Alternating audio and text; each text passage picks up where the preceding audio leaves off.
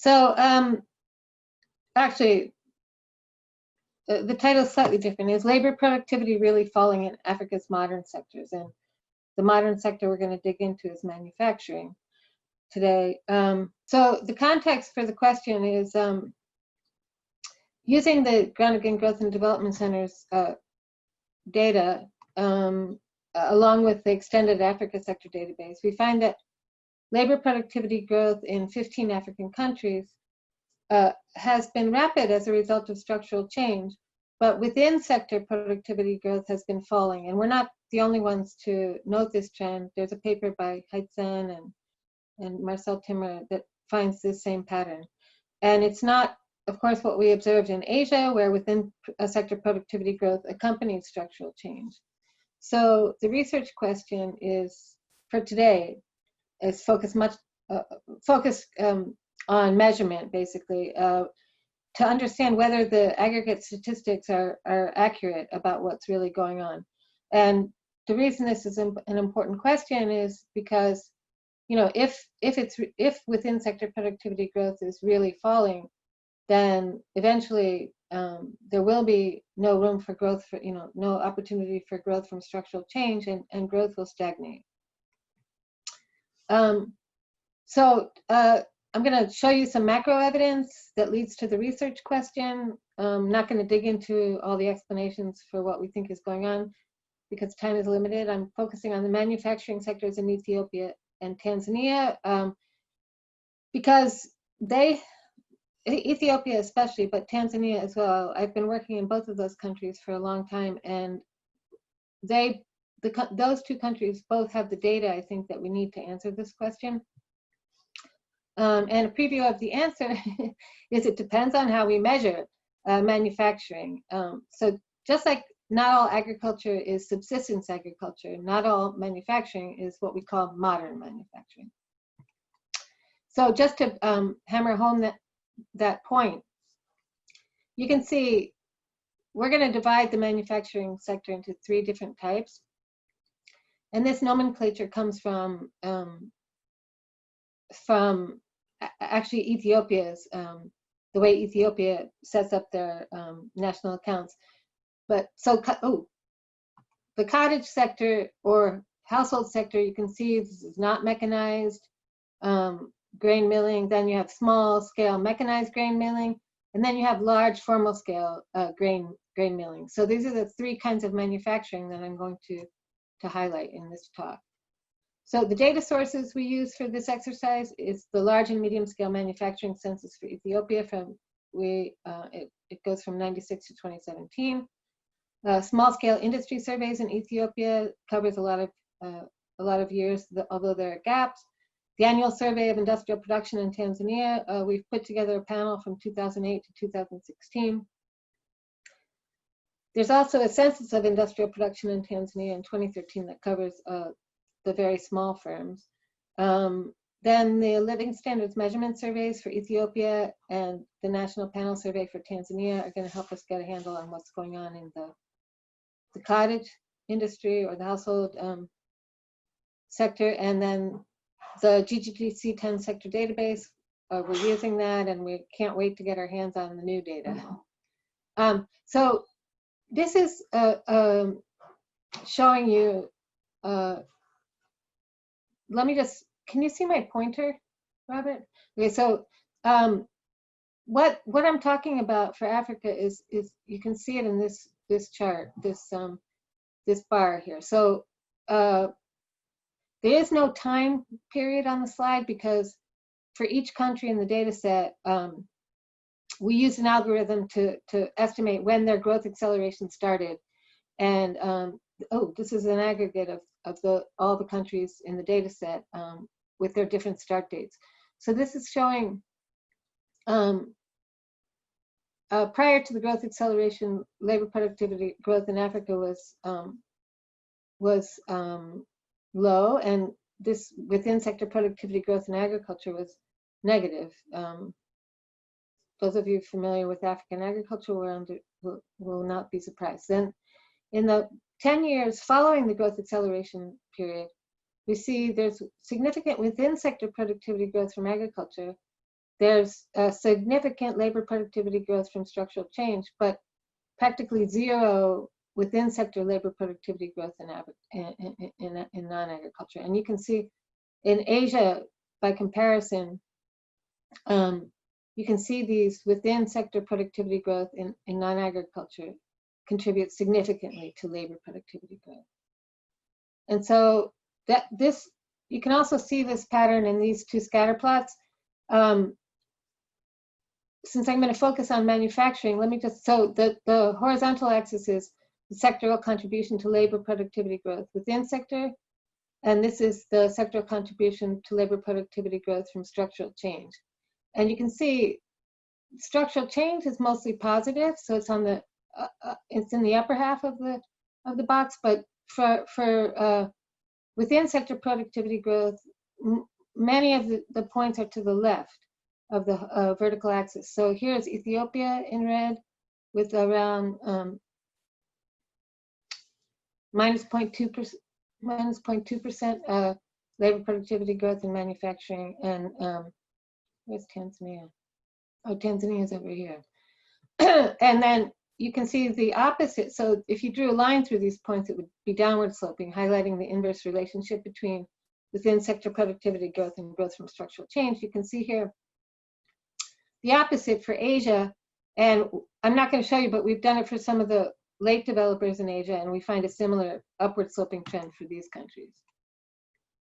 So to understand what's going on here, I'm going to focus, we're focusing on the manufacturing sector. We're focusing on three types of firms. We're focusing on Ethiopia and Tanzania. They both have had very high labor productivity growth overall, but zero to negative labor productivity growth in manufacturing. I already explained the reasons why we picked these countries. So, and we're going to use firm level data where will allow us to address alternative and not mutually exclusive explanations. So, including measurement error or poor performance of formal firms in the manufacturing sector. Sorry, that shouldn't be, that and services should not be there. Okay, so so these are the three sectors, and we partner with Ethiopia's Central Statistical Agency. Actually, I should note that we're also, Giro Mabebe has also been extremely helpful in Ethiopia, and in Tanzania we're working closely with the National Bureau of Statistics, including spending time in their offices in Dodoma to understand the numbers. And we also have a counterpart in Tanzania, Josephat Kweka. So formal sector firms, is labor productivity growing and is employment growing? I mean, this seems, we hope that the answer here is yes, because if that weren't the case, that would be a big issue, because both countries are pushing an industrialization strategy as part of their structural change agenda. So here are the numbers for Ethiopia based on the firm level data. There's a lot here, but the top panel is for the full sample, full time period, and then the post-reform sample just begins in 2002 when the Ethiopian government started pushing its reform strategy, including opening up the industrial sector to foreign investment and relaxing land ownership rules and so on. So what we find here is that overall, labor productivity growth in manufacturing has been around 3% per annum. No difference between large and small firms, and lower for public firms, not surprising. And that the numbers are slightly stronger in the post-reform sample, but not so different. In terms of employment, employment has been growing, but less rapidly. And you can see it's growing less in large firms, although that disappears when we look at the post-reform sample. So those are a lot of numbers, but that's just to let you know that labor productivity growth is positive in the formal manufacturing sector in Ethiopia, albeit somewhat slow, and employment growth is not rapid, certainly lower than the labor force growth rate. In Tanzania, we have growth in value added per worker overall is positive, lower than in Ethiopia, but there's a big difference here between Ethiopia and Tanzania, which is you have these large firms in Tanzania that are going quite rapid, where labor productivity growth is quite rapid. So being large and being an exporter adds a significant boost. On the other hand, we see no employment growth in Tanzania's formal manufacturing sector. Because Tanzania has a large entry of very small firms, and we missed that to some extent in the panel. We did it at the sector level too, these regressions, and you can see that the employment growth in small firms only in Ethiopia is about 12% a year, while labor productivity growth is negligible in those firms. And by contrast, the large firms have significant productivity growth and no employment growth.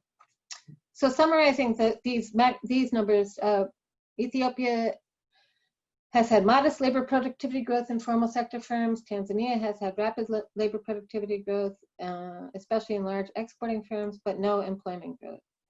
We think that these differences are tied to the differences in the industrialization strategies. Ethiopia is focused more on labor-intensive manufacturing and global value chains, while Tanzania's manufacturing sector is more capital and resource-intensive, focused on exports to the region. So the bottom line is at least we can say that the 0 to negative labor productivity growth in economy-wide manufacturing is not a direct result of poor performance of formal manufacturing firms. So small and mechanized firms. So these are firms with 10 employees, and the Ethiopian government actually does a survey of these firms. It's called the Small Scale Industry Survey. So we're still working on getting similar information from Tanzania, but I can show you what the results look like for these smaller firms in Ethiopia. So you can see we can't do panel analysis because these are repeated cross sections. So we aggregate up to the 3-digit industry level, and what you can see here is employment, permanent plus seasonal. So these are 3 different measures of employment, and any way you cut it, labor productivity growth in these firms is not.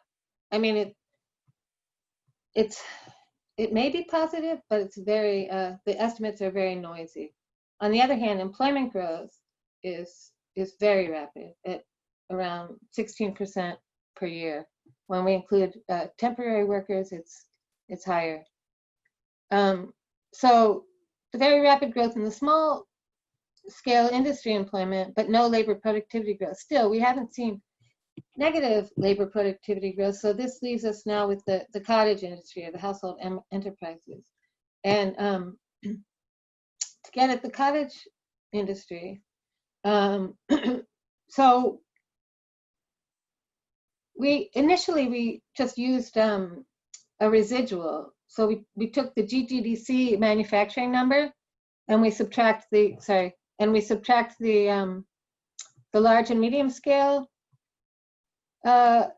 employment from that number, and then we subtract employment in the small scale industries from that number. But we wanted to get, we wanted to figure out how accurate this estimate is. So we use employment. So in Ethiopia, for example, we use employment data for the years for which there's census data. So that, and the period we're looking at is around 2000 to 2016. So we have 2007, 2011, and 2016. And this allowed us, we used the LSMS ISA data combined with the census data to get some estimates of employment in the cottage industry.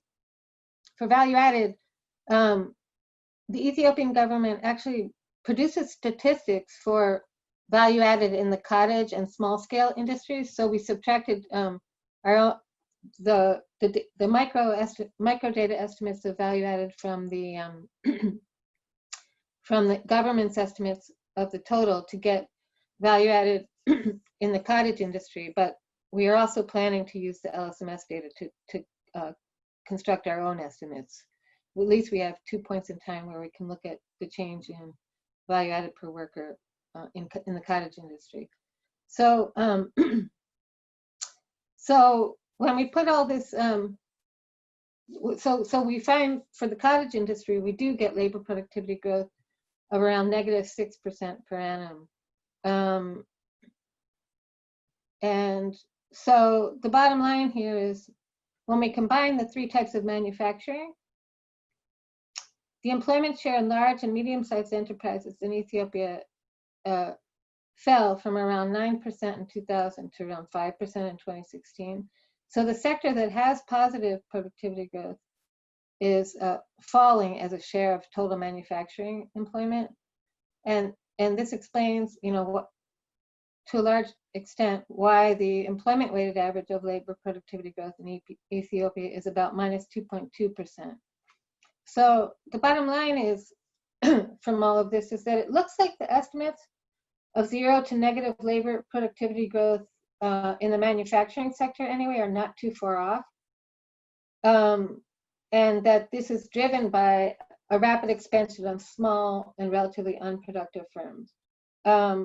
But we still have work to do on the cottage sector and small firms in Tanzania, and also for that in value added in Ethiopia.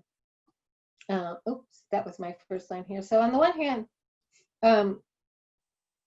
summarizing, on the one hand, the sectoral data appears to give us the right answer. On the other hand,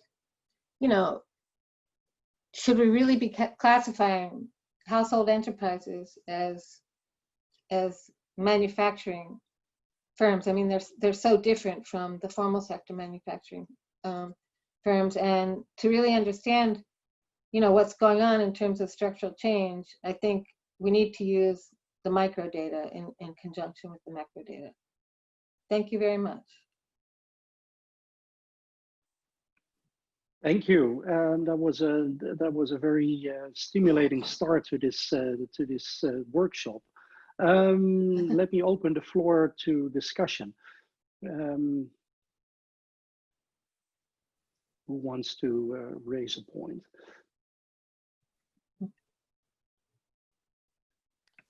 I had some questions about measurement and then one kind of suggestion.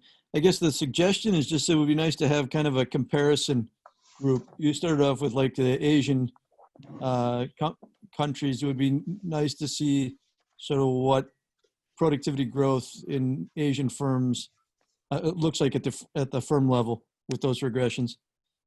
Yeah. But then the questions are two. One is I guess, are you using like a global index to turn the productivity numbers into real values? And do we think something's going on with the prices so that do you think that the real output per worker in cottage industries is actually going down, or it's just simply that the value of that is going down because the price is falling? That's one question. And the second, is there something potentially in the measurement of labor in cottage industries where we're simply overstating how many hours, for example, are being used? Do you want me to answer now or to keep going? Well, let's see. Why don't you answer these, and if we start getting into trouble, then. Sure. So we are using deflators. They're not perfect. So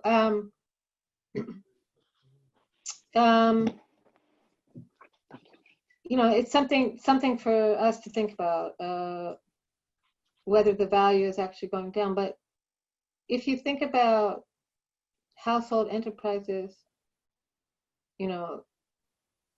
losing land and being squeezed, and more and more people doing these non-farm activities, I wouldn't be surprised if the value is going down. But our deflators, we don't have. I guess we should look and see if we could get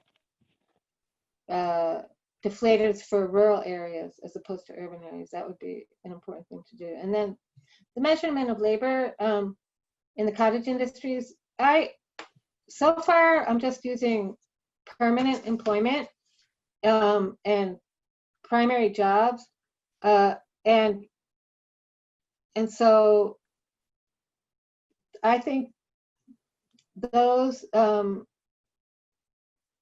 jobs tend to be full-time. There are measures of temporary and seasonal workers in both data sets. I think in the LSMS ISA we might be able to get hours worked, but certainly in the firm level panels we don't have hours worked. But one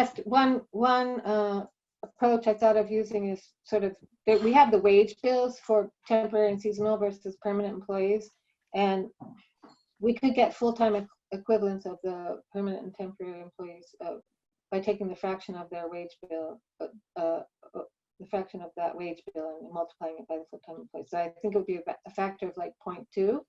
Mm-hmm. So yeah, those are important.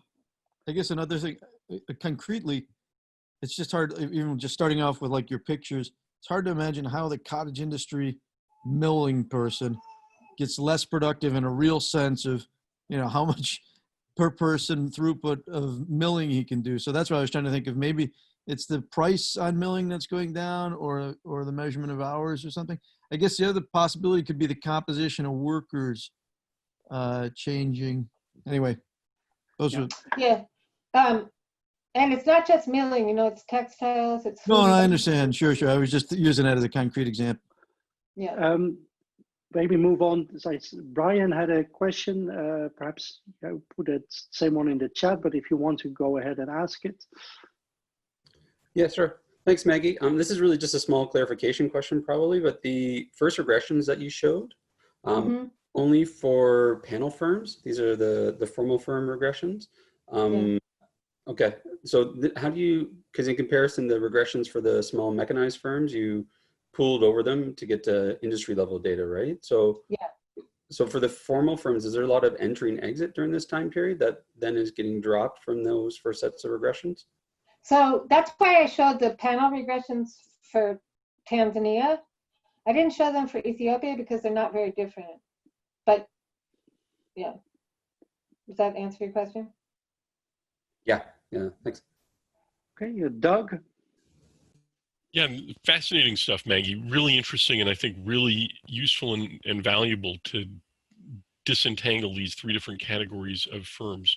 My question, I guess, in some ways picks up from Joe's, wondering if there's some sort of shift going on in the composition of cottage industry across sectors, and whether part of whether you see the same things happening within sector as for the aggregate of cottage sectors. And I guess what I have in mind is it strikes me that there's, you could imagine a story in which what you're doing is adding, with urbanization, more people to an informal or to a household firm sector in which what people are doing, the original occupiers of the sector were people who had some capital equipment and are doing, actually were running productive firms, but what you're adding is additional people who don't have the capital equipment, perhaps, that they're running the cottage milling operation, but they don't have a working mill or something like this. So I'm just curious about this question, what actually is driving negative productivity growth and composition effects versus capital effects, perhaps, or something else. Yeah, no, I definitely want to understand more about that. That's why I presented it at Tufts, and Will Masters was there, for those of you who know Will, and I asked whether they thought those numbers were believable, and Will was, of course, because what you're seeing in rural areas is more population with less land, less resources. But I also want to make the point that it's not just, we're separating out rural from urban, the cottage industry. The LSMS allows us to do that. So that might be another interesting comparison or a way to get at better what is going on. But to some extent, if what you're doing is adding workers and they're not able to add capital, you get something fairly similar to that. Yeah. Okay, there's 2 more questions. Let's collect these and then let Maggie have the last word. So first, Emmanuel Menza. Hi, Maggie, thank you very much for this interesting presentation. Yeah, I want to know more about how you constructed your estimate of value added in the cottage industry. And yes, yeah. Oh, the short answer is I haven't done that. Well, so for the numbers for Ethiopia, we used the Ethiopian government has numbers for value added in the large scale, medium-sized manufacturing sector and value added in small scale industries and cottage industries. So for now, all we've done is subtract. We have the small scale industry raw data, so we subtract that value added from the government's estimate of the total for cottage and SSI, and we take the residual as value added in the cottage industry. However, I know that's not good enough, so we plan to use some of the strategies used by Doug and David Lagakos and Michael Wall, to use the microdata to estimate value added, so that the living standards measurement surveys. Okay, thank you. Okay, and then Ethan Ligon with a final question on this first presentation. Sure. Hi, Maggie. That was super interesting. I thought that this picture you told about Ethiopia in particular had an interpretation which I really like, and that's that perhaps the cottage industries are sort of just very dynamic. It's the costs of entry are very low for people there, and so there's a lot of people entering into that the cottage industry in a given sector, and then more productive workers, or maybe workers who are better at accumulating human capital, sort of graduate and are selected out of that pool into the small scale or larger scale manufacturing. So that would be a really optimistic sort of way of understanding this, because you get this dynamism at sort of the low end that feeds into higher productivity for larger firms. That seems like something you could test by looking at the LSMS ISA panel and just looking like estimate the Markov transition matrix for people who are engaged in these cottage industries and seeing if that kind of churning and graduation is actually happening. That's an interesting idea. I'll come back to you on that.